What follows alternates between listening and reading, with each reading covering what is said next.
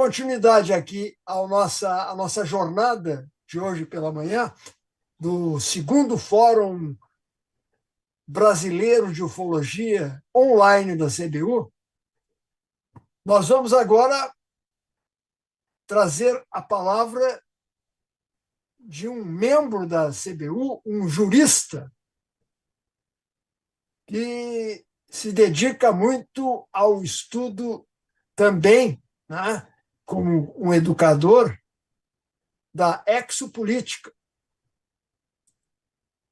Flori Antônio Tasca é fundador do PATOVNI, que é o Grupo Ufológico do Paraná. Ele é filósofo, educador e, como eu tinha dito, jurista, doutor em Direito das Relações Sociais pela Universidade Federal do Paraná. E é membro da Comissão Brasileira de Ufologia. Nós vamos ter a oportunidade de assistir a conferência com o título Ufologia e Exociências. Vejam bem, a importância está se dando atualmente para o tema exociência. E vai ser aqui explanado pelo Tasca. A ufologia é um fenômeno que desafia o paradigma científico antropocêntrico ainda vigente na humanidade. E quando o contato com alienígenas for um fato incontestável, o que irá acontecer? Como a raça humana irá reagir a este fato considerável, que nós temos que considerar como um fato real que deverá acontecer, e por isso que é fundamental a preparação. Qual é o desafio das exociências? Preparar a Terra para o futuro contato público ostensivo e formal com povos estelares. É isso, né, meu querido irmão de jornada, professor Tasca? Com a palavra, fica à vontade.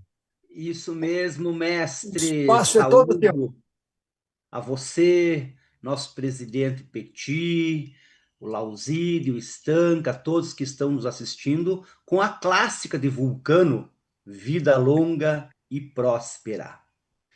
Então, pessoal, ufologia e exociências.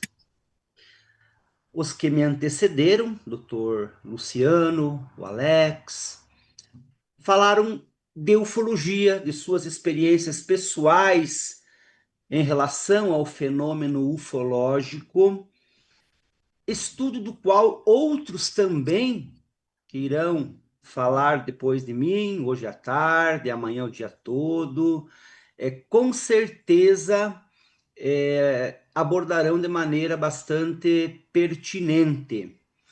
A ufologia é um dado, é um fato real, inquestionável, a ponto de, cada vez mais, autoridades governamentais virem a público para declarar a veracidade desse fato. Temos os exemplos recentes de discussões do fenômeno ufológico em casas legislativas ao redor do mundo, inclusive no Brasil, onde a Comissão Brasileira de Ufólogos é protagonista, de modo que, se não sabemos de onde eles vêm, o que eles querem, sabemos sim que a presença de inteligências não humanas é inquestionável no planeta Terra. E o que significa isso em relação àquilo que se acredita ainda na ciência tradicional? Significa uma anomalia. Algo é diferente daquilo que os cientistas ainda postulam, que o ser humano é o centro do universo, é o suprassumo da criação, é a única raça inteligente que povoa um cosmos apenas em relação ao universo observável, com trilhões de galáxias, isso a partir do nosso referencial, é claro, né? Cada galáxia dessas com centenas de bilhões de estrelas, o que torna matematicamente impossível que a raça humana seja a única raça inteligente ou senciente a partir dessa matriz que nós conhecemos no planeta Terra. Pois bem, então, tanto quanto o fato de Galileu ter provado que a Terra não era o centro do universo, lá em 1610, quando, por meio de observações astronômicas, conseguiu demonstrar a plausibilidade da teoria de Copérnico, tanto quanto Edwin Hubble provou no início da década, quer dizer, década de 1920, né? Ali em 1920, que a Via Láctea não é o todo do universo. Ele provou a existência das outras galáxias, tanto quanto tudo isso e outros fatos científicos que revolucionaram o conhecimento humano acerca da realidade, a ufologia está a desbancar o antropocentrismo. Nós estamos vivendo um momento de quebra, de rompimento no paradigma científico ainda dominante, que é o antropocêntrico. Não à toa, a comunidade científica tradicional, de modo geral, claro, com exceções, rejeita a ideia de que a ufologia significa a presença de inteligências não humanas no planeta Terra. Pois bem, pessoal, não vou falar de ufologia, porque desse tema, tanto os que me antecederam quanto aqueles que virão depois, têm muito mais gabarito do que eu para tratar. Eu sou só um curioso do fenômeno ufológico, um teórico, nunca tive qualquer contato, seja nem avistamento, nem nada, mas tenho muita curiosidade, muito interesse por esse tema desde criancinha, desde pequeno, como todos nós aqui, acredito que também. Quero tratar, sim, das exociências.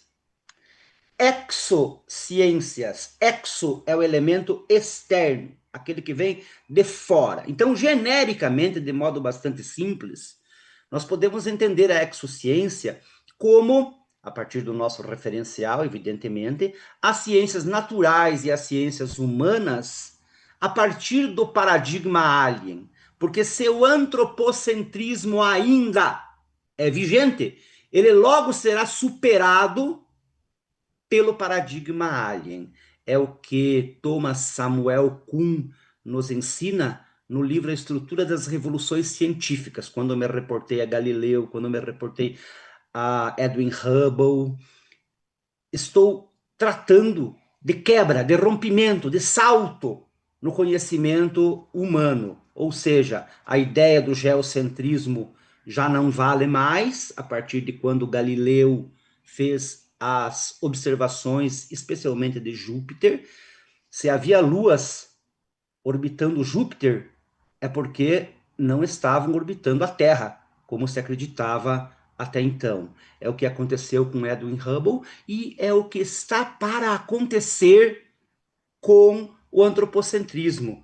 Ou seja, desde o momento em que haja um contato público, ostensivo, formal da humanidade com inteligências não humanas, com outras civilizações, com os nossos irmãos estelares, diríamos, né? Nada do que se acreditava em relação a isso valerá mais. Estaremos num outro momento. E nesse outro momento, nós temos que redefinir completamente a compreensão da natureza, do conhecimento que temos sobre a natureza mediante a ciência. A partir de então, será possível nós tratarmos de uma exobiologia, tema que inclusive já é objeto de estudos também pela NASA, dentre muitas outras organizações. Podemos pensar numa exoarqueologia, numa exoantropologia, num exodireito, que é também objeto de estudos de minha parte, mas principalmente da exopolítica, que é a principal das exociências sociais, foi o movimento que iniciou toda essa discussão lá na década de 1970, quando um jurista também, Alfred Webre, começou a postular, mediante publicação de artigos, sobre como poderia ser o relacionamento da humanidade com civilizações alienígenas. Obviamente que há outros antes dele, desde o Frei Bruno, em 1600, que publicou acerca do infinito do universo e dos mundos, passando por um jurista brasileiro, Haroldo Valadão, que em 1958 publicou um artigo fantástico chamado Direito Interplanetário e Direito Intergentes Planetárias, todos eles postulando relacionamento entre humanos e alienígenas. Mas foi com o Webre, o fundador da chamada exopolítica, que nós tivemos assim o início desse movimento que ainda está crescendo, fermentando. E eu me dedico então a esse estudo mais em caráter filosófico, porque se nós não temos ainda um contato ostensivo, um contato público, quem sabe, Odone, numa edição posterior aqui do nosso fórum, algum alienígena possa vir fazer uma conferência. Esse é o nosso sonho, que nós possamos estar integrados a esses irmãos. E isso vai acontecer. É só uma questão de tempo. Nós não sabemos quando, já que a humanidade parece não estar pronta para isso. De momento. Basta dizer que se nem entre nós nos entendemos, como vamos conseguir estabelecer relações com os irmãos estelares?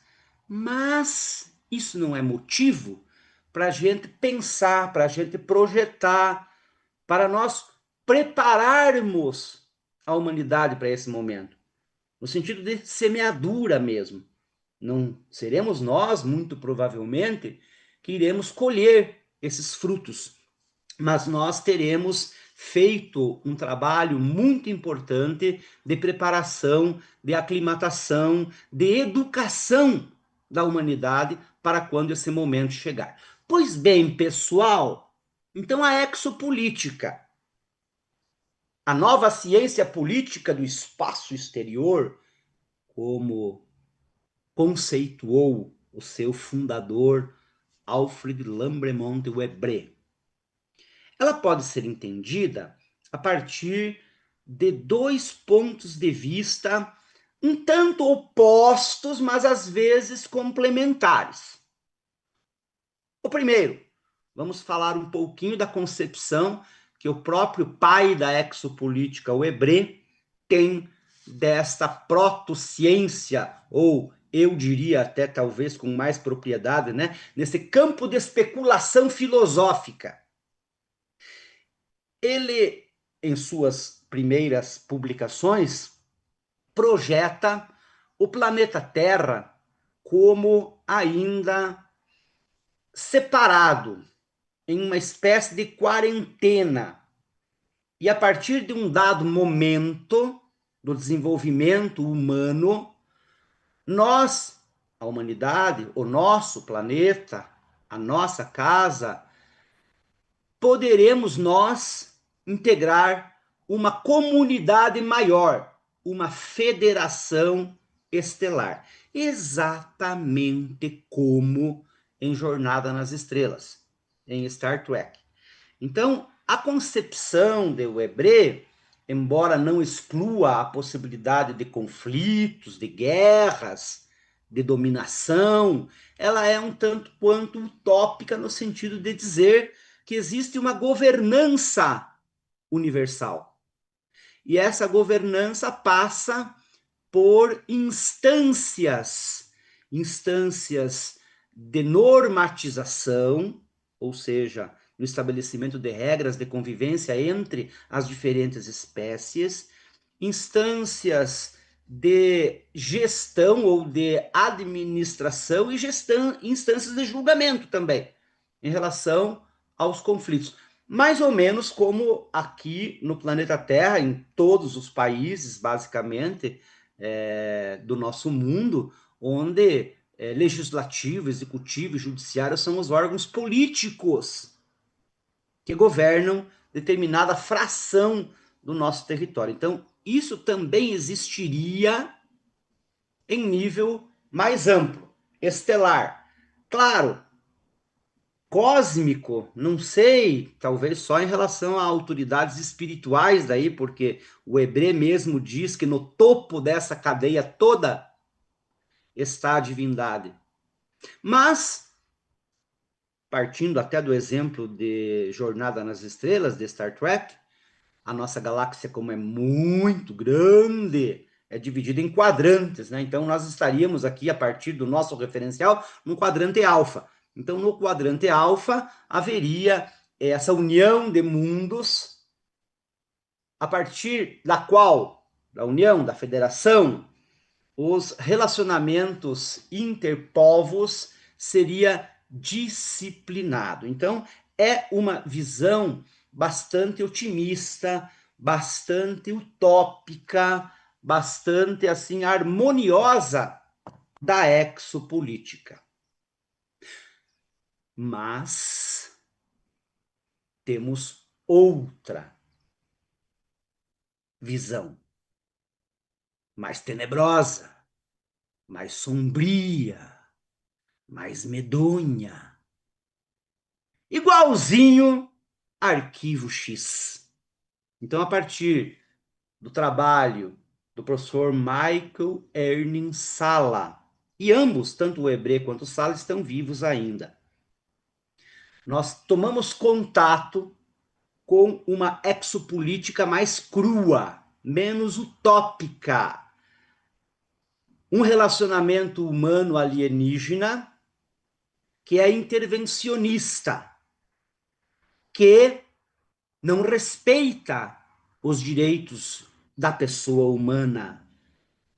Os alienígenas aqui presentes fazendo o que bem entendem em relação aos recursos naturais, especialmente biológicos, do nosso mundo, da nossa Terra. E tudo isso começa em 1954, quando reza a lenda da ufologia, né, pessoal? 5 naves estelares teriam aportado na base aérea Edwards, nos Estados Unidos. Então, vou fazer aqui a simulação. Só de 2, né? Depois as outras fica para desceram as naves. Os alienígenas se apresentando como humanoides brancos altos, falando em inglês, exigiram a presença do então presidente dos Estados Unidos, Eisenhower. E com ele e outros oficiais militares, e reza a lenda também, até um representante da Igreja Católica, estabeleceram um diálogo, e não se sabe exatamente se foi nesse encontro primeiro ou em posteriores, celebraram acordos, tratados interplanetários.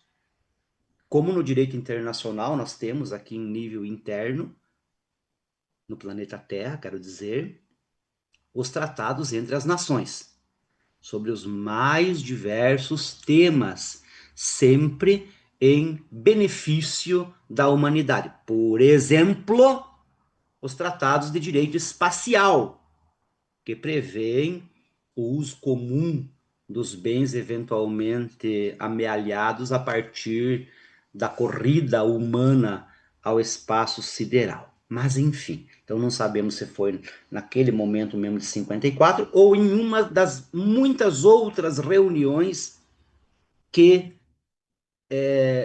até hoje, segundo o professor Michael Sala, estão sendo realizadas. Pois bem, a partir daí, o testemunho do tenente-coronel Felipe Corso atestou que houve uma espécie de, entre aspas, rendição da humanidade aos alienígenas face à disparidade enorme, né, do do poderio tecnológico em especial.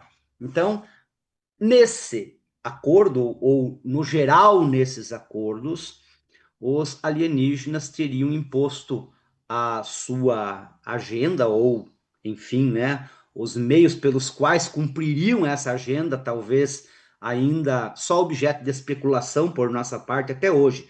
Dentre esses meios, a abdução de seres humanos para a realização de pesquisas biológicas e psíquicas, controle da mente, etc. E outras questões atinentes àquilo que não sabemos exatamente eles querem. Em troca, a humanidade receberia tecnologia, poderia realizar a engenharia reversa, poderia enfim, se beneficiar de alguma forma. E quando eu digo a humanidade, nessa perspectiva, os Estados Unidos, porque um dos termos do acordo seria de que os alienígenas não realizariam semelhante acordo com outras nações da Terra. E eles julgaram que os Estados Unidos, naquele momento, em plena Guerra Fria, era a potência, vamos dizer assim, maior, que mereceria, então, essa deferência toda. E daí decorre, pessoal, uma série de consequências em termos de exopolítica. A primeira delas, quem foi que autorizou os Estados Unidos a celebrar esse acordo? Por quê? Em todas as nações da Terra, para a celebração de um tratado internacional, há um ritual a ser observado. Isso nos Estados Unidos, isso no Brasil. Quando o Brasil assina um tratado internacional, as casas legislativas, nomeadamente o Senado, tal qual é nos Estados Unidos, devem ratificar, devem confirmar, devem autorizar a adesão nacional a um projeto maior. Então, a denúncia que o professor Michael Salla faz, especialmente no seu livro A Exposição das Políticas do Governo dos Estados Unidos para a Vida Extraterrestre, parte daí. Né? Não houve ratificação legislativa para esses supostos acordos. E mais, esses supostos acordos geraram um governo paralelo, um orçamento secreto, orçamento esse até hoje vigente, para pesquisas que sequer os congressistas norte-americanos podem saber. Tanto que houve mais de uma vez senadores dos Estados Unidos que ajuizaram ações perante a Suprema Corte de lá, tentando acessar as informações a respeito de onde iam aqueles trilhões de dólares anuais de pesquisa. E a própria Corte negou esse conhecimento. De modo que esse governo paralelo, tal qual em Arquivo X, está acima, afora do governo formal eleito pelo voto democrático. Então, teriam sido criadas muitas instalações subterrâneas, subaquáticas, não só no território norte-americano, como em muitos outros lugares do mundo, onde essas experiências com humanos e outros seres vivos, não é famosa a abdução das vaquinhas também? De certo, os ETs gostam muito de leite, iogurte, sorvete, etc. Essas experiências estariam violando flagrantemente os direitos humanos. Então, essa é uma visão assim mais pessimista da exopolítica e como dita a casuística ufológica pode ser uma realidade. Lamentavelmente pode ser uma realidade. E aí a importância desse relacionamento político humano alienígena é evidenciada, porque hoje mesmo estaríamos precisando da exopolítica, não só quando, lá no futuro, iríamos eventualmente preencher os requisitos para integrar uma federação estelar. Eu sempre gosto de pensar na teoria do Estado, né? Para um novo país ser considerado como tal, um país, integrando a comunidade internacional, são necessários, opa, deixa eu esconder esse dedinho aqui, 3 elementos: território, povo e população. Extrapolando isso para um nível estelar, território seria o nosso planeta Terra e futuramente algum outro corpo celeste sob a influência ou, entre aspas, o domínio ou administração terrena. Povo é a raça humana e governo. Então, se nós temos um território unificado, se nós temos uma população de em torno de 8 bilhões de humanos, nós temos um governo único? Não. A geopolítica é fragmentada, mas eu acredito sinceramente que no momento em que houver esse contato, rapidamente a humanidade vai se unificar. Rapidamente haverá uma voz, rapidamente que eu quero dizer, pode demorar anos, é claro, né? Mas seremos compelidos a isso, porque perante uma assembleia estelar, não há como, penso eu, claro, né? Essa federação aceitar as vozes dissonantes da Rússia, dos Estados Unidos, da China, do Brasil, ou coisa que o valha. Inclusive, reza a lenda também que Ashtar Sheran, o comandante de uma frota espacial, quando em contato físico com um brasileiro lá na década de 70, teria revelado que a capital do mundo será no Brasil. Opa! Em qual cidade será? Não sabemos. Em Brasília, talvez. Mas, enfim, de qualquer sorte, voltando aqui. São 2 maneiras de enxergarmos a exopolítica. Esse relacionamento humano alienígena, essa nova ciência política do espaço exterior, uma maneira mais utópica, mais romântica, vamos dizer, da Federação Estelar, e outra mais cruel, mais ácida, que é da intervenção que já estaria acontecendo no nosso planeta. E ao que a casuística ufológica indica, é provável que esteja mesmo. Então, essa ideia básica, resumida, da exopolítica. Mas e daí? O que nós podemos fazer a fim de contribuir melhor para que a humanidade possa integrar essa comunidade maior, ou possa até, entre aspas, né, combater ou resistir a essa intervenção?